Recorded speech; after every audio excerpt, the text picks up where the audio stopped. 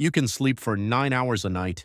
You can spend the entire weekend in bed, scrolling through your phone. But when Monday arrives, you wake up already exhausted, feeling a heavy weight before your feet even touch the floor. Does this sound familiar? This is the silent reality for millions of people today. What if your body isn't the problem? What if you are confusing physical tiredness with something far more dangerous, far more deeply rooted in your subconscious? Today, we will break down the true psychological reason why your rest no longer works. Think about what happens inside you the moment the lights go out. You lie down in total darkness, close your eyes, and pray for peace. But instead of rest, you suddenly realize that a chaotic, invisible conveyor belt is running inside your mind.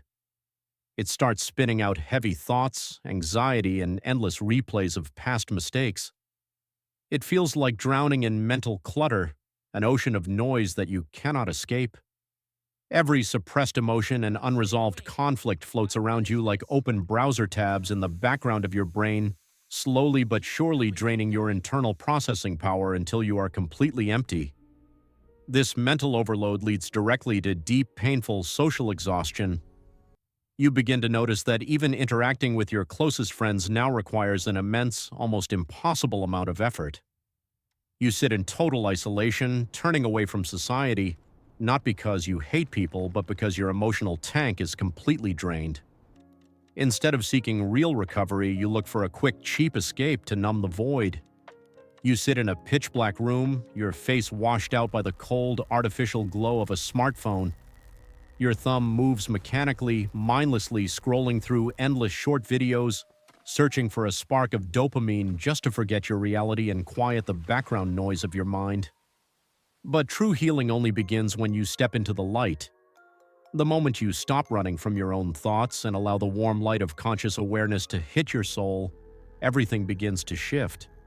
You find yourself sitting peacefully in a quiet room, completely disconnected from the noise and external demands.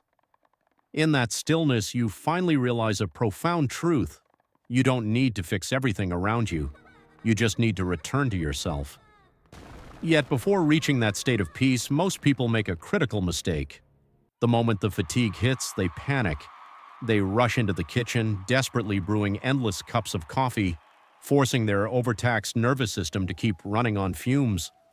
They look sideways with deep skepticism, doubting their own sanity, completely unaware that their mind is desperately trying to send them a warning signal to stop. Instead of listening, they pull the heavy blankets up to their chin, hiding in the dark, staring blankly into the cold moonlight, trapped in the suffocating silence of their own bedroom. In this heavy state, you feel a physical crushing weight on your chest.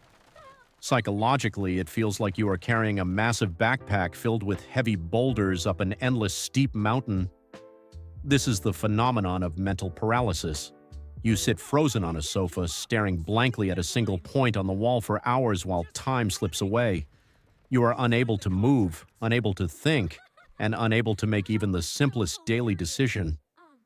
And while you look completely still on the outside, a massive neural storm of anxiety is flashing violently inside your head, burning through every single drop of your remaining life energy. That is exactly why you wake up every morning feeling like you spent the entire night doing heavy manual labor under a dark, stormy sky. When your body is physically tired, the solution is simple. A peaceful night of sleep in a calm, quiet room is more than enough to restore your muscles and reset your system. That is simple biology. But when your soul is tired, sleep is nothing more than a temporary pause button floating in a gray, endless fog. It turns off your conscious mind for a few hours, but it leaves the underlying psychological crisis completely untouched.